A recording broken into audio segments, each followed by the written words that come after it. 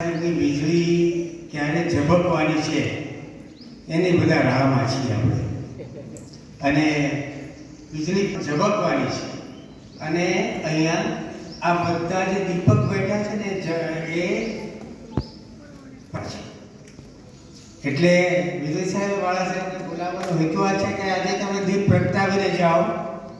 વીજળી તો આવીને વહી જાય કદાચ, પણ તમારી વીજળી કંઈક અલગ છે અને એ આ બધા દીપકને પ્રગટાવશે કાયમ માટે. મને આનંદ છે કે આંબલા ખાતે આ કાર્યક્રમ ગોઠવાયો. 54માં અખિલ ભારતીય નૈતાલીમ સંમેલન ભરવાનું નક્કી થયું અને લોકભારતીની પસંદગી કરવામાં આવી.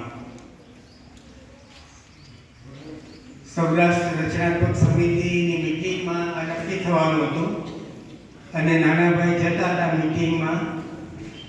વચ્ચે મુશંકરભાઈ ઉભા રાખ્યા અને કહે છે કે નાનાભાઈ હા પાડીને આવજો, આપણે પહોંચી વળશું.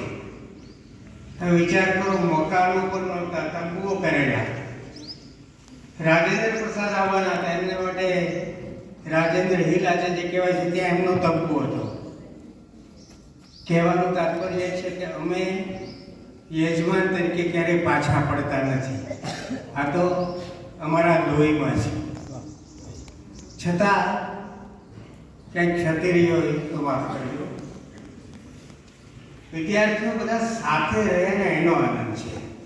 તમે બીજું કાંઈ મેળવ્યું ન મેળવ્યું એની મને ચિંતા નથી.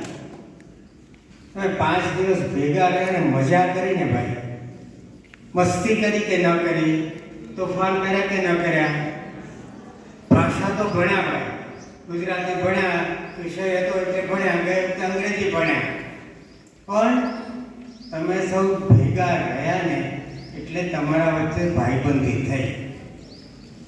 અને આ ભાઈબંધી છે ને તમને કાયમ યાદ રહેવાની છે. મને યાદ છે કે 64માં તમારી જેમ હું પણ સમાણામાં રેલી થઈ, એમાં એક તમારા જેવો વિદ્યાર્થી હતો. મને એ વખતે જે અમે મજા કરી હતી યાદ છે. અમે કપડાં નહોતા ધોતા. ઠંડીમાં કપડાં કોણ ધોવે ભાઈ? નાવાના ઠેકાણા નહોતા, નાવાની ગોળીઓ ખાઈ જતા હતા હું ને તુષાર. એટલે આવા બધા અનુભવો મને બહુ યાદ રહી ગયા છે. કોની સાથે શું ધમાલ કરી હતી યાદ છે, કોણ કોણ ભાઈબંધો થયા છે. ટૂંકમાં રેલીની આ એક મજા છે કે આપણે બધા ભેગા રહીએ, આનંદ કરીએ અને એ આનંદ જીવનભર વાગોળતા રહીએ.